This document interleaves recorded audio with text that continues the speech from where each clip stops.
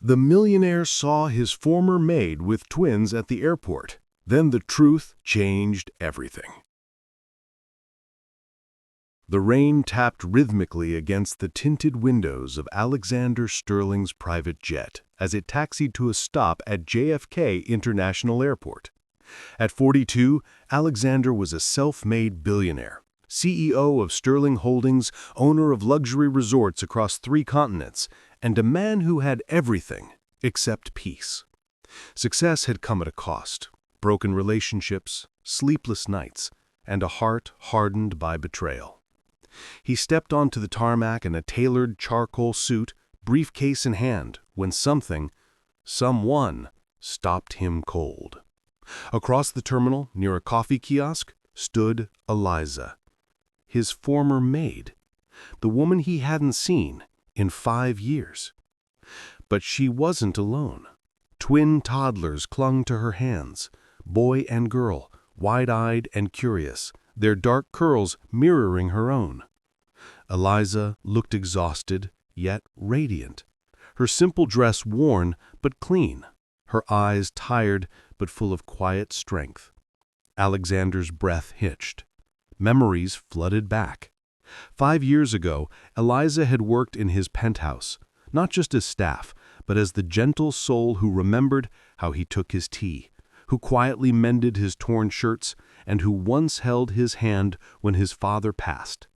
He'd been distant, wrapped in grief and ambition, but she'd stayed kind, too kind. Then, one day, she vanished. No notice, no explanation, just an empty room and a folded note that read, "I'm sorry, please forgive me." He'd been furious, felt abandoned. In his arrogance, he assumed she'd stolen something or fled with another man. He never looked for her. Now, seeing her with 2 children who looked eerily familiar, especially the boy whose storm-gray eyes matched his own, his chest tightened with a truth too painful to ignore. He approached slowly, heart pounding like a drum in a silent chapel. "Eliza?" She turned, startled. Her eyes widened in disbelief, then filled with tears, she quickly blinked away. "Mr. Sterling? I didn't expect to see you here." "Who are they?" he asked, his voice cracking. Eliza swallowed hard. "My children." "And their father?" Silence stretched like a fragile thread. Then softly, "You are." The world tilted. Alexander stumbled back a step. 5 years ago? You were pregnant?" She nodded, tears finally spilling over. "I found out the week after your father's funeral. I tried to tell you, but you were in meetings all day, shouting at everyone. I overheard your lawyer say you were finalizing a merger that required you to stay emotionally unattached. I thought I'd be a burden, a scandal. So you left? I had nothing, but I wanted them to have a mother who loved them more than she feared being alone. I took a bus to my aunt's in Ohio, worked 2 jobs, slept on floors, but I never regretted them. Never." Alexander sank onto a nearby bench, hands trembling. "All this time, I thought you betrayed me. And you were raising my children? Alone?" Eliza wiped her tears. "I never wanted to trap you. You were building an empire. I didn't want to be the chain that held you back." He looked at the twins, Liam and Lily, who now stared at him with curious innocence. Liam reached out a tiny hand towards him. Without thinking, Alexander took it. And in that touch, a spark of connection, of belonging, something inside him shattered and rebuilt itself all at once.